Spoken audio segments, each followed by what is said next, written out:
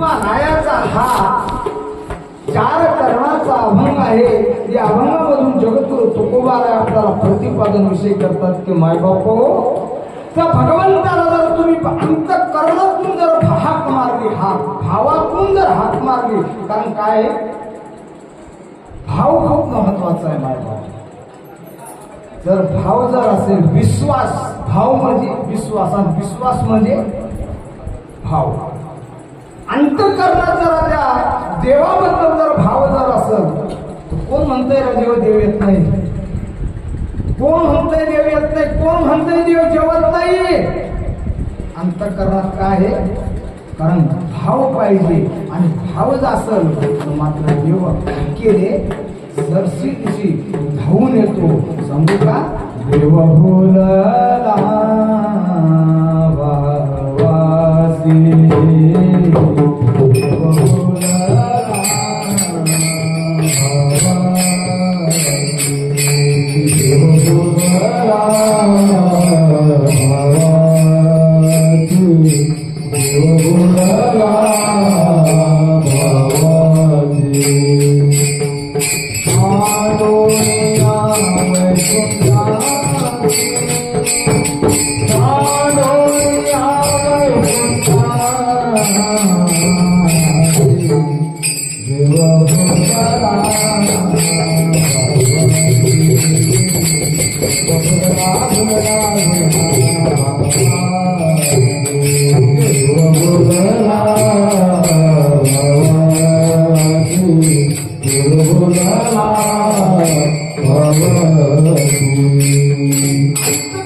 भाव पाहिजे मला फक्त माणसाच्या, बस बाकी काहीच नाही.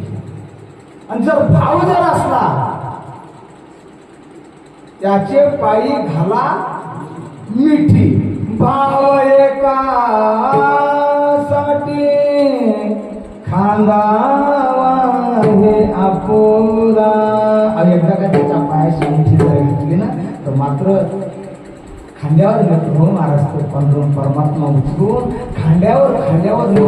फक्त त्याला भावाने अंतःकरणाने त्याला आवाज मध्ये जर त्याला तो हाकेने धावून येतो. त्या अभंगाचं प्रथम चरण हाके सरसे उडी घालून या स्तंभपुरी.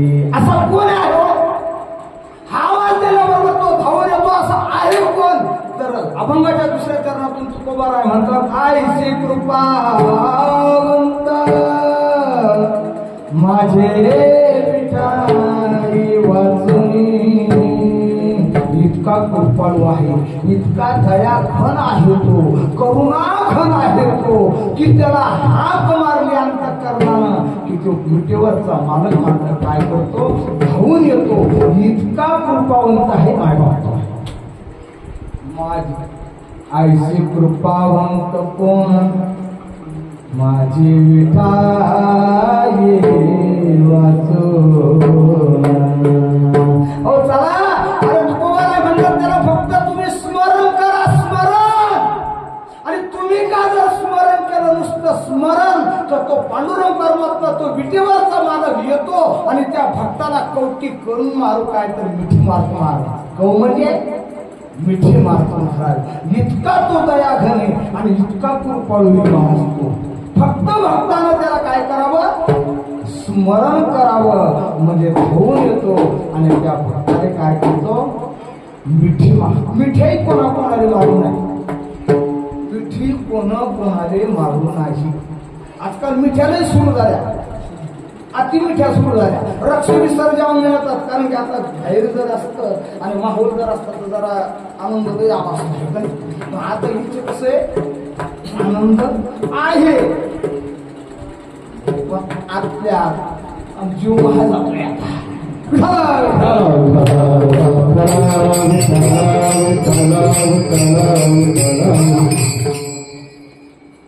भावाने मिठी मारणं योग्य. लेकरू पाळण्यात आहे, लेकरू पाळण्यात आहे.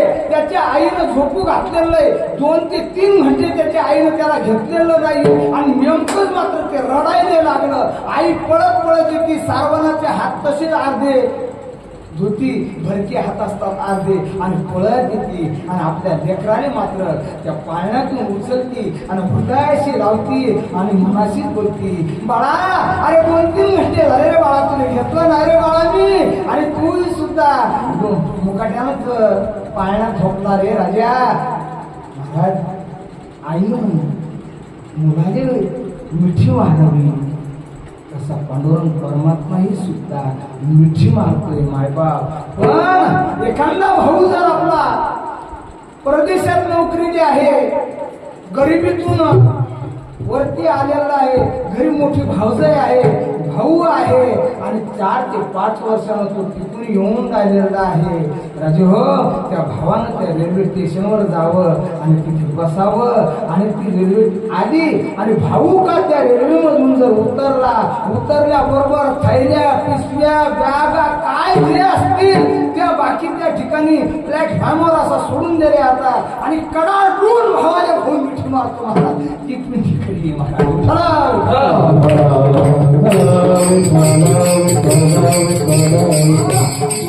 मिठीचा भाव सांगेल मायबाप. दुसऱ्या दिवशी उद्या प्रभू रामचंद्र राजगादीवर बसणार. प्रभू रामचंद्र कुठं बसणार? राजगादीवर बसणार. पण काय करावं? तसं तर हे सारं देव लोकांचं प्लॅन आहे माणसाला. जर रामचंद्र प्रभू जर राजगादीवर जर बसले तर मग राक्षसाला कोण मारत आणि भक्ताचा कोण उद्धार करत? भक्ताचाही उद्धार करावा लागत होता, कारण रावणाच्या ताब्यात किती कोटी होते?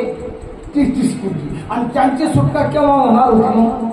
मग हाय विकल्पाने सांगितलं की जा गड्या अयोध्यात जाय तू. फक्त विकल्पाला काय सांगतो, तुम्ही सर्व ज्ञानी लोक हात माराल बरं का. कारण माझ्या समोर जे बसलेले ना सर्व विज्ञानी हात. तुमच्या पुढे एक लेकरू उघडे आणि तुम्ही एका लेकराचा ऐकून राहिलेले महाराज हात मागच्यावर कुठे पण आहे महाराज बरं का. चला असो, विकल्पानं मात्र त्या ठिकाणी विकल्पाने सांगितलं तू अयोध्यामध्ये जाय. विकल्पानं हात जोडले म्हणजे मी जात नाही, आणि मी जर अयोध्यात जर गेलो तर मला बुक्का लागल्याशिवाय राहत नाही, म्हणून मी अयोध्यात जात. अरे तू अयोध्यात जाऊ नको, पण अयोध्याच्या सीमेवर जाय, वेशीवर जाय, जिथे शिव म्हणतो आपण त्या शिवेवर का जाऊन बसलं तू. बस तेवढंच कर. विकल्प आला कारण नाविलाचे मारीच मामाने सांगितलं होतं, जातो हरिण होतो का मरतो. या विचार केला मारीच मामानं, जर याच्या हातानं जर मिळो तर नरकात जावं लागेल, आणि देवाच्या हातानं जर मिळो तर मोक्ष प्राप्त होणार आहे, म्हणून हरिण होणं बरं. विकल्पाने वाटलं जर जातो आहे त्यात तर बुक्का लागतो, न जातो तरी त्याला दोष लागतो. मग त्याच्यापेक्षा आपलं शिवेवर जाऊन बसणं. मग शिवेवर आला तर शिवेवर आलं म्हणणार गेलं कशात ते टरबुजात म्हणतो आपण. टरबुजात गेलं, कोणी खरबूज म्हणतंय, कोणी कलिंगड म्हणतो. आबापडली भाषा आहे मला, कारण खालच्या भागात जर गेलो तर काही त्या टरबुजाला कलिंगड म्हणतात. भाषा वेगळी ते विनोद करत असतो. मी जळगावच्या भाषा तिकडे जर गेलो तर ती भाषा वेगळीच होणार. ती आयरणी भाषा आहे ती. 15 दिवस त्याच भागात होतो. आयरणी ती मला समजेना, काहीच समजेना. काय बोलतात ते माझ्या जवळ अशी उभेर असतात, ते दोघं तिघं जण अशी उभं ते गुडगुड गुडगुड गुडगुड बोलायला लागते. मला काही समजेना, काहीच नाही. मराठी चांगलं होता, मराठी बोला, मराठी राहायचं. ही परिस्थिती मला भाषेचा फरक आहे. त्याला असो विकल्प त्या टरबुजामध्ये केलं, आणि नेमकंच मंथरा त्या दिवशी फिरण्याकरता वेशीवर गेली, आणि त्या वेशीवर तिला टरबूज खावायचं. टरबूज खाल्लं म्हणजे टरबुजातला विकल्प आता कुठं आला? मंथरेच्या.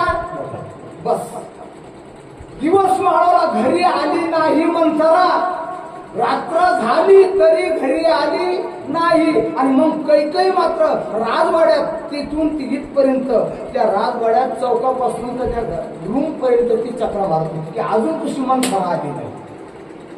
आली मंथरा आली, आणि जशी मंथरा आली आणि कैकई मातेनं मंथराने पाहिलं, आणि कैकई मातेनं मंथराने कडाडून मिठी मारली. सांगितलं आलं इतका वेळ कुठं होती. आणि मग मात्र मंथरेच्या जे शरीरामध्ये जो पोटामध्ये जो विकल्प होता तो विकल्प तिथून निघाला आणि कैकई मातेच्या शरीरात गेला, पोटात गेला. लगेच महाराज कैकई मातेची बुद्धी पलटल्या गेली आणि कैकई मातेनं मंथरेनं विचार झाला. आता मात्र 2 वर मागण्याची काय तर वेळ आली. मला काय सांगायचं फक्त मिठी मिठी करिता आठव धावून या घाली कव. मग मिठी मारली, कैकईनं मंथरेला मिठी मारली. विकल्प त्या कैकईच्या शरीरात गेला. कैकईनं 2 वर मागितले, पण ते 2 वर कसे मागितले पहा मिठीचा परिणाम. जर कैकईनं मिठी जर मारली नसती मंथराला तर विकल्प कैकईच्या शरीरात जात होता का? नाही. तर प्रभू रामचंद्रावर सर्वात जास्त जर प्रेम करणारी असेल तर कैकई माता. सर्वात जास्त रामायणामध्ये आपण जर पाहिलं तर सर्वात जास्त कौशल्या मातापेक्षाही सुद्धा जिनं जन्म दिला तिच्यापेक्षाही सुद्धा कैकई माता जास्त देवावर प्रेम करत होती महाराज प्रभू रामचंद्रावर प्रेम. आणि म्हणून तर सांगतो ना 11 वर्ष 53 दिवस यशोदा माईकडे झाला म्हणून जी 14 वर्ष 26 दिवस प्रभू रामचंद्र वनवासात गेले. ती कौशल्या माता देवाला मुलाला मुकली. ते 11 वर्ष 53 दिवस कैकई माता देवकी झाली आणि कौशल्या माता यशोदा झाली. त्याला गोकुळातला प्रसंग तुम्हाला घ्यायचा नाही. मला फक्त प्रसंग हाच घ्यायचा की 2 वर तिथे कैकईने मागितले. राजाने कसे मागितले फक्त तेवढं स्पष्टीकरण द्यायचं. कसं स्पष्टीकरण द्यायचं? पहिला जो वर मागितला भरताला गादी आणि दुसरा जो मागितला प्रभू रामचंद्राने 14 वर्ष मागला. पाहते या मागण्यात बी लय हुशारी लोक मारतात. आपला का स्वार्थ जर असला ना तर त्या स्वार्थासाठी माणूस कुठपर्यंतही जातो. तुमची दाढी जळू द्या पण वही पिढीचे तू द्या. ही सध्या परिस्थिती होईल. सध्या कैकई मातेला जर यदा कदाचित प्रभू रामचंद्राला वर वनवास मागितला असता आणि राजा दशरथाला जर आटाका जर आला असता तर भरताला गादी राहते. भरताला गादी मिळत नव्हती. पण भरताला पहिली वर मागण्याचं काय काय? भरताला गादी आणि प्रभू रामचंद्राला वनवास. आता अटॅकही आला आणि केला बी तर काही राहिलं नाही. बरोबर आहे का?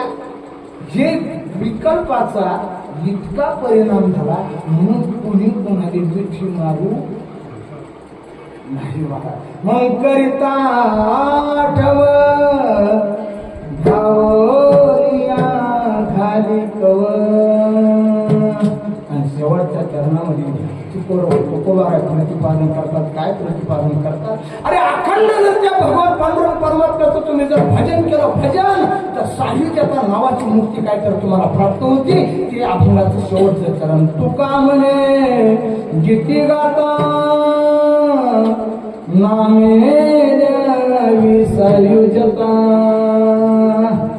हो अरे त्या पुतण्यानं काय केलं महाराज? पुतण्याचं लोक संवाद महाराज ही भगवंताकडे आली.